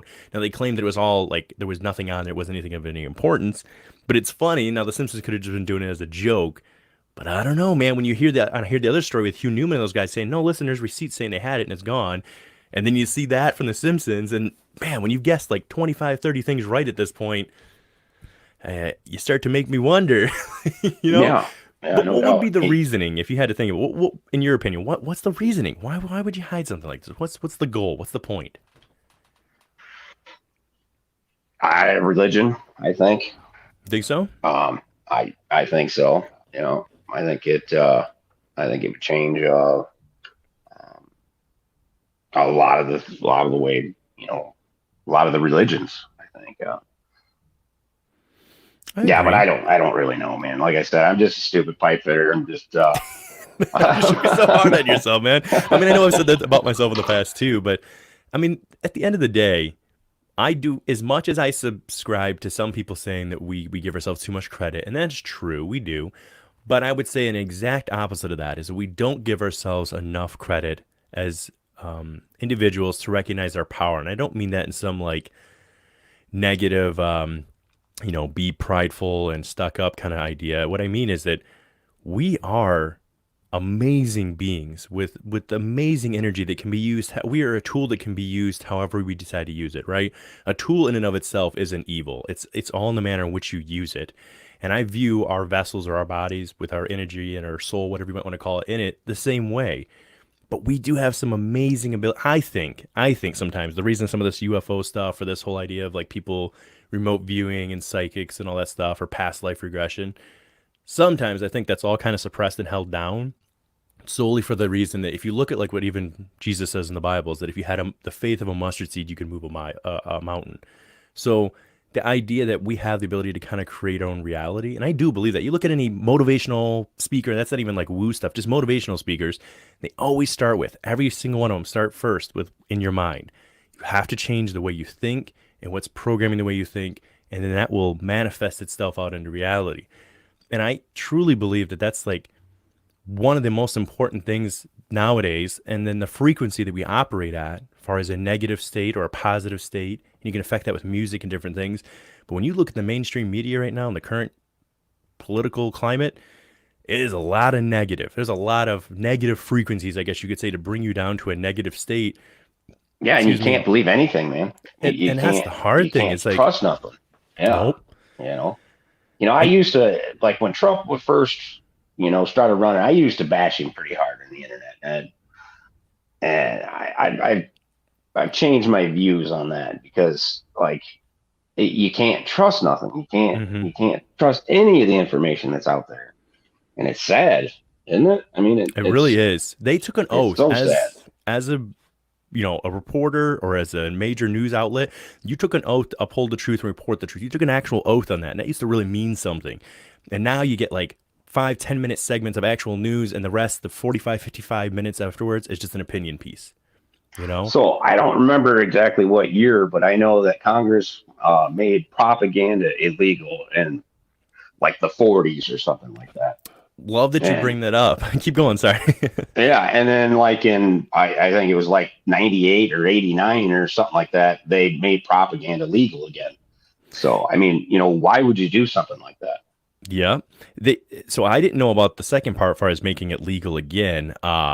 But I did know about the first part about making it illegal. But when they did that, they had something called Project Mockingbird. If you look this up, and I love doing this. I love going on the CIA database and like printing off because they keep track of all their stuff. And once it's declassified, you can print it off. So I do that a lot. I love, when someone wants to argue about something, and I usually don't. That's not my goal. It's not to argue. But if they want that rock hard evidence, I just say, hey, take their word for it, man. This is their report on it. This is what they printed. It's declassified. Here it is. But Project Mockingbird was that it was to integrate the educational system and the media to affect it in a way that they wanted. They recognized, I truly think, when they were mentioned, excuse me, when Aleister Crowley and all those guys way back in the day, who were kind of more like folk pieces than maybe the whole real deal, but they all those guys like the time from Hitler and all those guys, they were hitting on that idea, starting to realize the idea of manifesting in reality.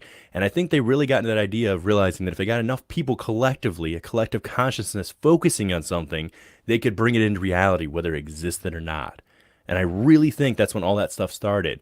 Because if you look at the news, if you tell people something exists, even if it never does, it's going to start to appear, right? I mean, you look at when somebody takes now it doesn't work in every case, but when they've done the blind tests where you have oh, I always get this word wrong. What's it called when like some people get the real pill that's like the actual morphine, the other ones were just Oh, getting powdered sugar? A placebo? placebo. Thank Yeah, you. I always placebo. say that word wrong. So when you get a placebo, some of them were still actually genuinely feeling better. So I guess what I'm getting at is I'm not saying that's rock hard evidence or something. What I am saying is that if enough people got together and focused on something, whatever that thing might be right now, then you're going to make it continue to happen, even more so than what it really is. And if you look at how saturated and absolutely just force fed, crammed down our throat it is at this point in time, I could see how there's a push for a certain agenda. And I think anybody regardless of your political spectrum, could at least say that it seems pretty forced. And then Yeah. also too the idea that we think in America we're so free with our information, which don't get me wrong, I love America. I'm not knocking that at all. Let me reword that. I love the ideals that America was founded upon, and I truly believe and support those still to this day. Where our government is they're on a fine line right now. You know what I mean? They're real close to crossing that line of the fundamentals, and I think in some instances already have, but they're really close to crossing a line a wrong way, or too far, I should say, far as the Yeah. ideals of what we were founded upon. But even here in America, where we're so free and have freedom of speech to talk and all this stuff and have the First Amendment right, the worldview, there's a reason why it's hard to get news from other countries anymore. I didn't realize how hard it was until you start trying to Google it. And now you got to find other ways and other sources to get to it. But their view on America right now, it's not great, especially with what No. just happened, over the last week here, or weekend, Yeah. I should say. Yeah. Um, Yeah, that's a crazy thing there too. I mean, why would we just all suddenly pull all of our troops out? I mean that I mean all them poor people, I mean, mhm. I don't know. That's a bad Yeah. deal there. Yep. Yeah, that's it's certainly something that I don't know. And again, we don't get to say we can say, well, we don't have all the information and blah blah blah. Yeah. That's Yeah. true. That is fair. But man, you got to You have an you exit think you'd have plan. done it slowly? Something. I mean, yeah, I don't know, just way they could have done it way different than what they did, and then For sure. all the weapons that they're leaving over there, I mean, Unbelievable. it just doesn't make any sense to me. Why would they even think about doing that?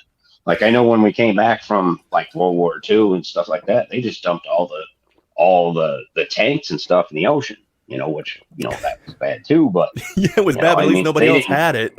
Yeah, yeah, at least nobody had it. Yeah, exactly. Yeah. Especially a terrorist organization. Yeah. Yeah, and an organization that I does not have don't anybody's know. interest at hand.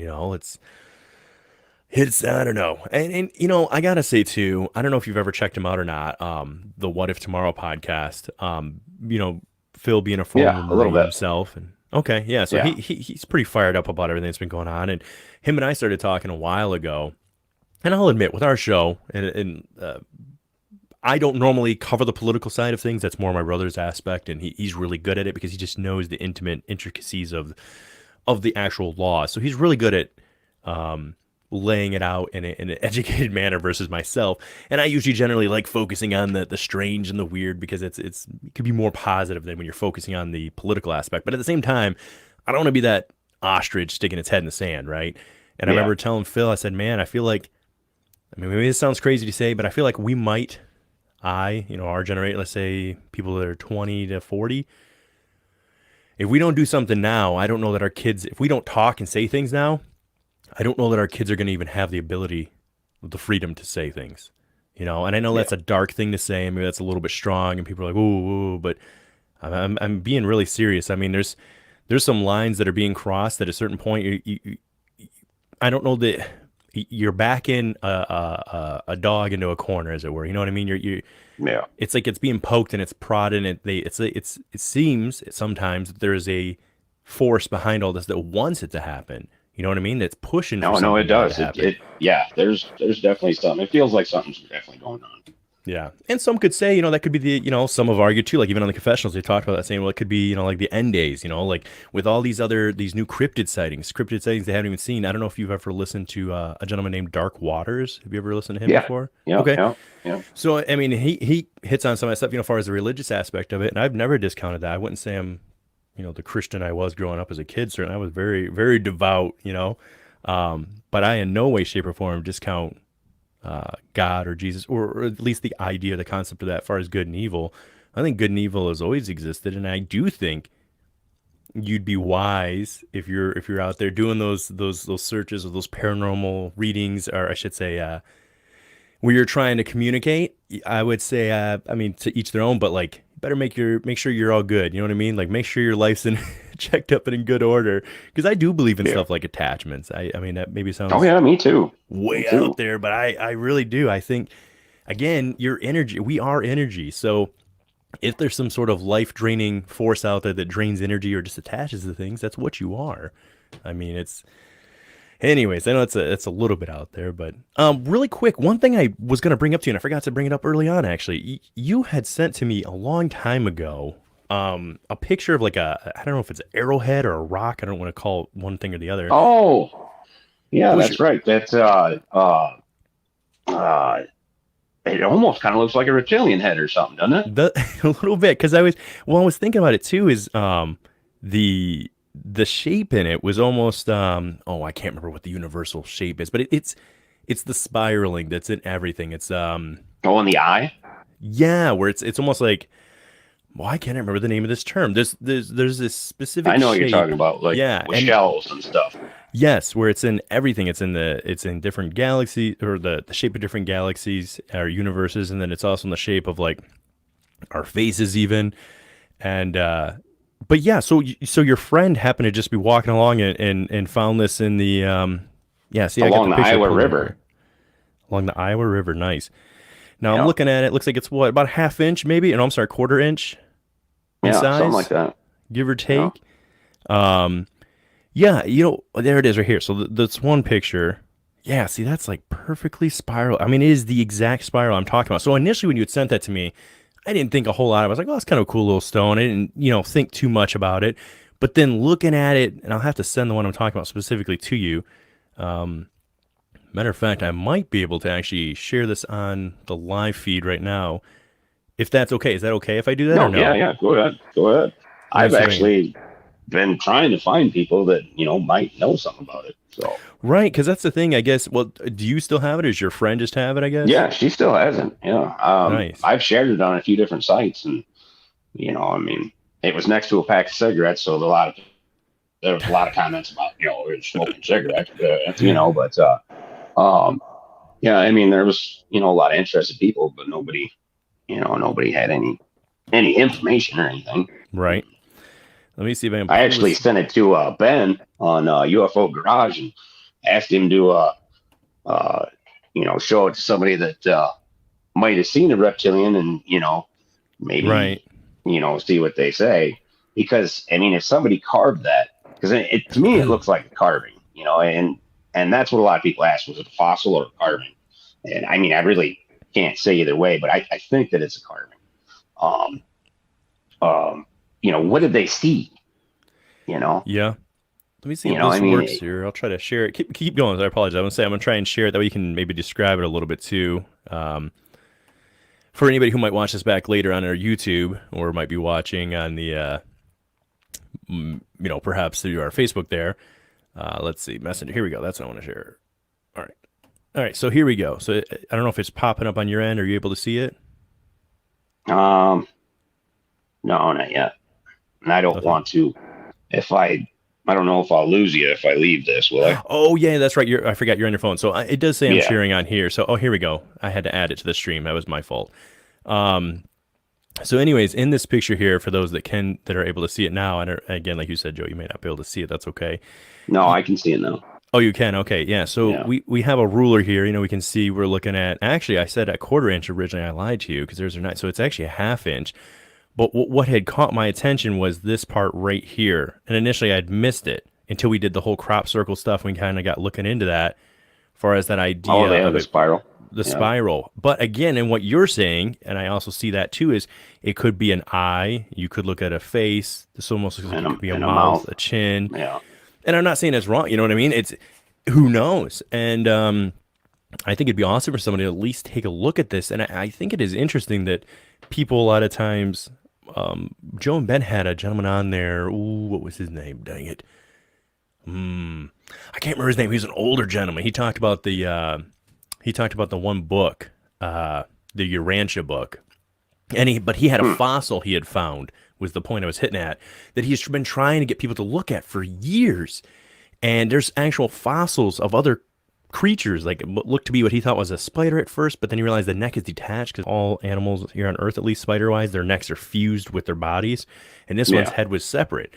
And so again, he's trying to get people just to take a look to say, hey, what is this? And he just can't get anybody won't take an interest in it. But yeah, I will admit this one's pretty cool, and that's cool if nothing else. Like, even if it was just let's go from a practical point of view too. What if this was just a carving from some Native Americans, some the original Americans or whatever back in the day? Maybe somebody had carved a little something up, and as a trinket that just got washed out in the water. I don't know, but you think someone would at least be curious to say, hey, well, what's up with that?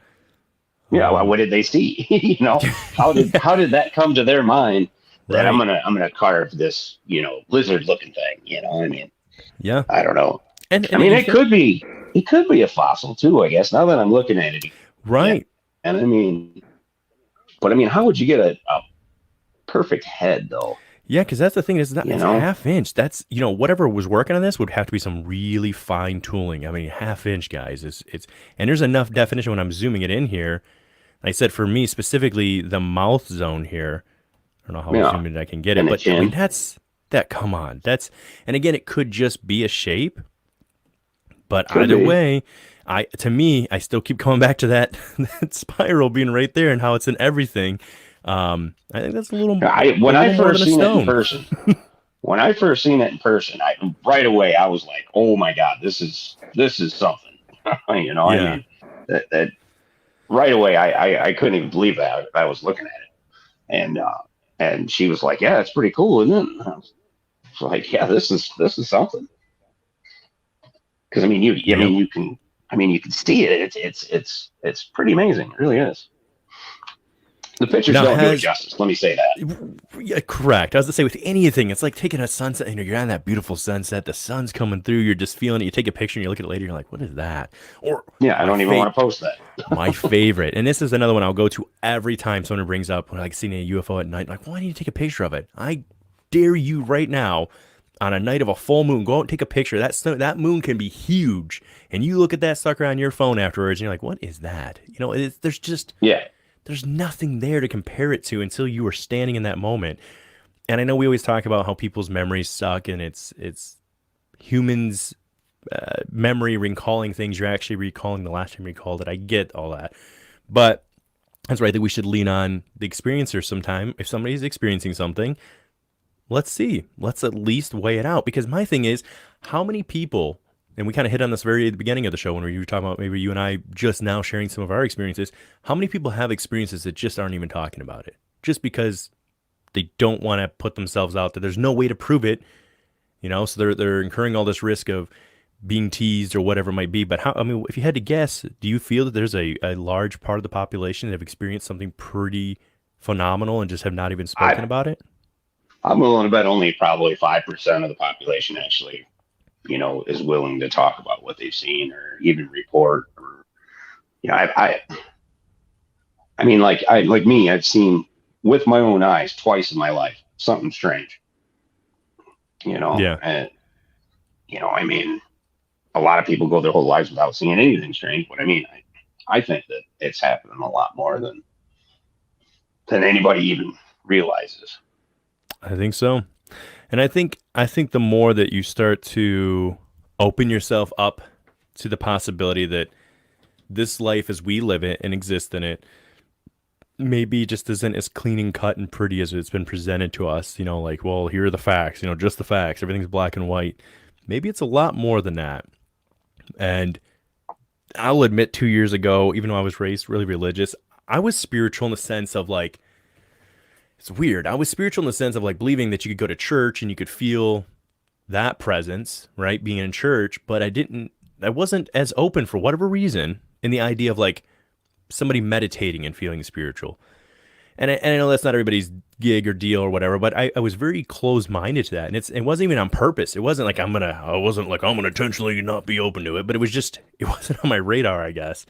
But you think about like maybe say the way some of the Native Americans and ancient cultures. Let's take the Buddhist monks, excuse me, the the monks in Yeah. particular. I mean, that is at the Shaolin monks.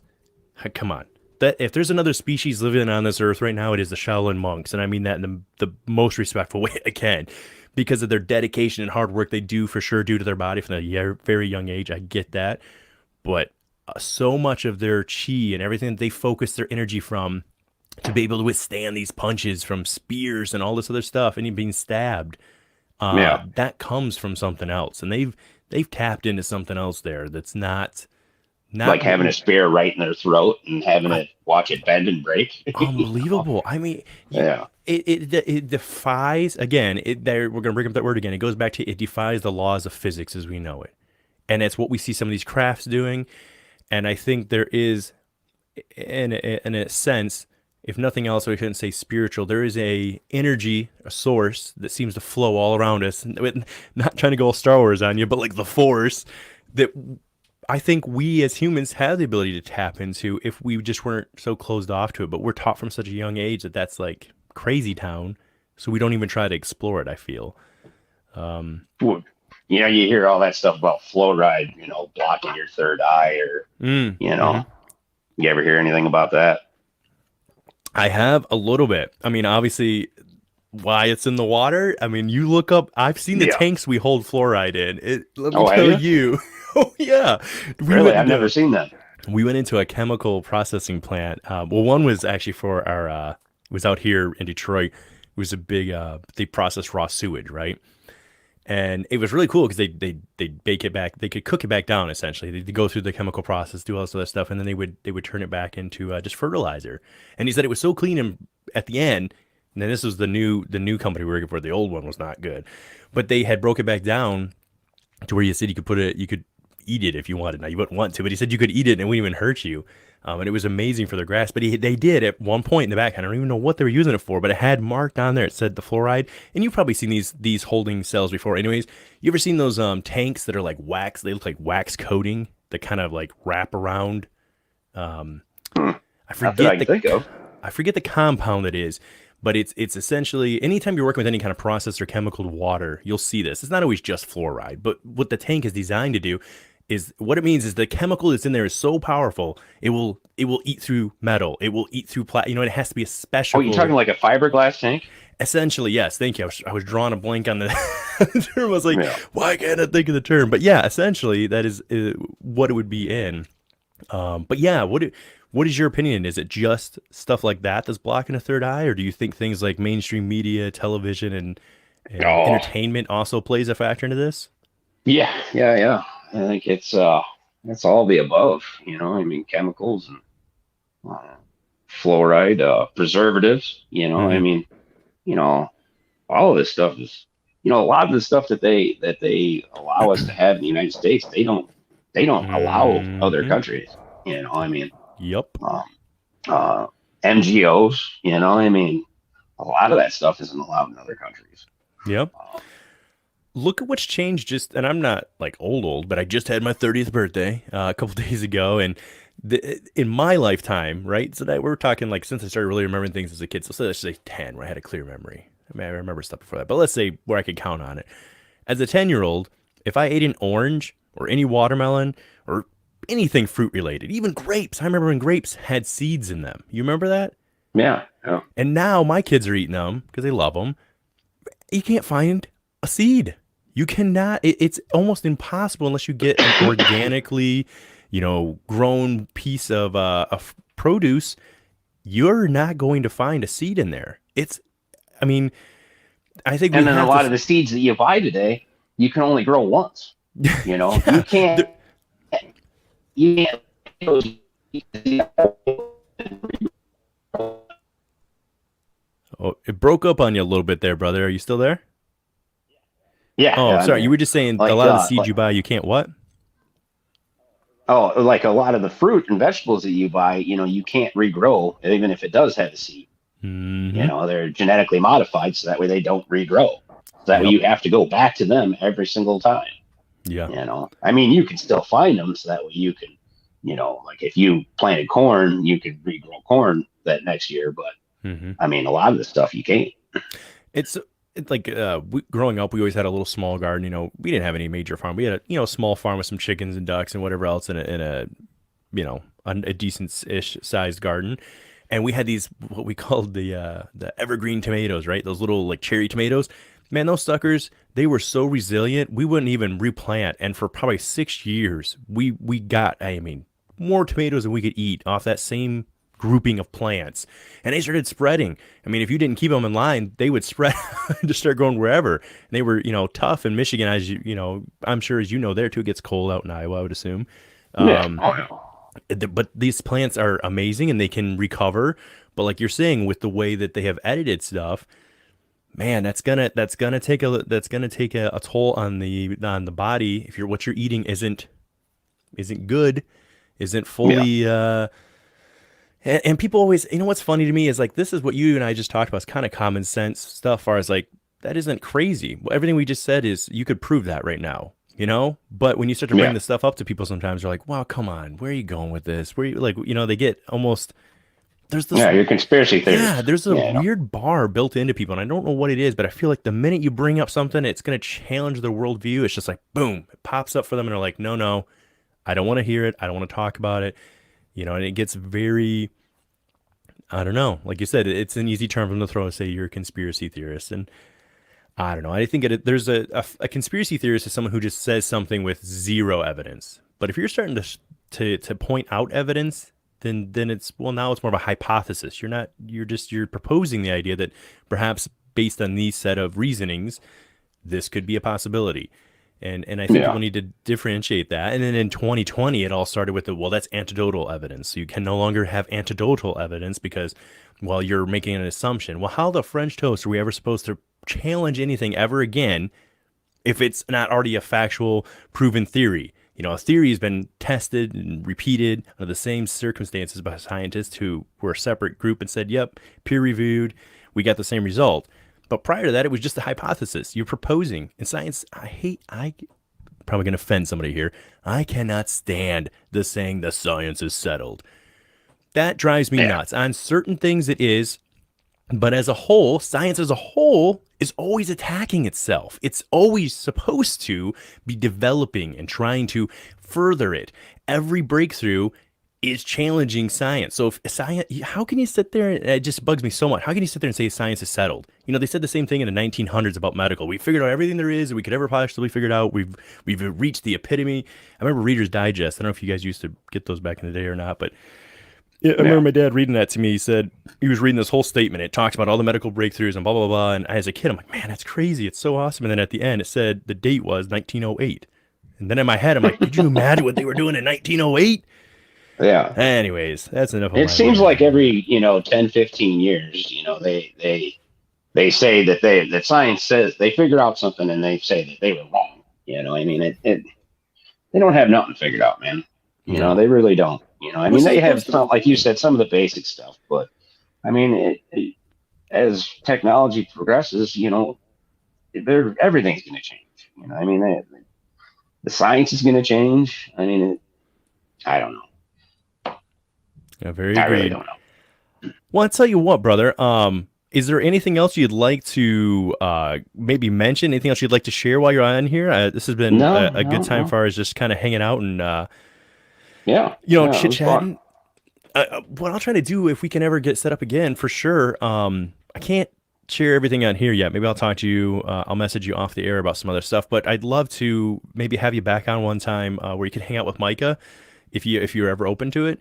I know we didn't really Yeah, cover politics this time, but if you're ever open to covering some of that stuff, that's something he's very passionate about. And the only yeah, thing we ever ask with people is that keep the argument on the subject matter, not the person. We all have differing points of yeah, views, and but it is, I try to call.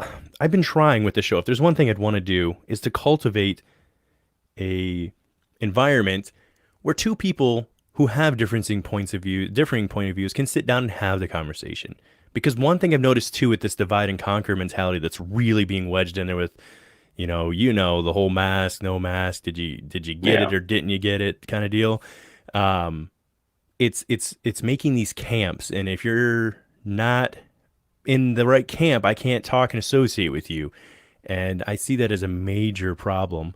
Um, because if we could just sit and talk with each other a little bit, I think everybody starts to realize, your neighbor's not that much different than you sometimes. You know what I mean? Even in another world, I'm sorry, another world, yeah, another country, how people live their daily life. If you're a parent, you kind of have some of the same set of principles and things you're operating by. If you have a job, you're working a 9 to 5 or, like us, 6 to 6 kind of deal, whatever the day brings.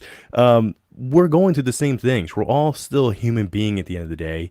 And, I'm trying to get all like hippie mode on it here, but no, that you're all does right. You're that right. does matter. I mean, I think people very It's freely, almost like they're wanting, they're trying to make it so that way nobody can have their own opinion. 100%, hundred You know. percent. They um, But hey, my Bluetooth's getting like oh, no problem, it's no about problem. dead. So, Well, once um, again, brother, thank you very much for coming on and hanging out with us today. I don't think I got to thank you in the beginning there, so I appreciate that. I look forward to seeing your posts on Facebook as long as they leave them up and leave them alone. We didn't Yeah. even get to cover that. So, Oh yeah, yeah. I forgot about that. yep. All right. Well, as we always say as we're signing off here, folks, we'd ask you guys to please stay curious and keep it weird. Have a good one, man. Thanks for having me on.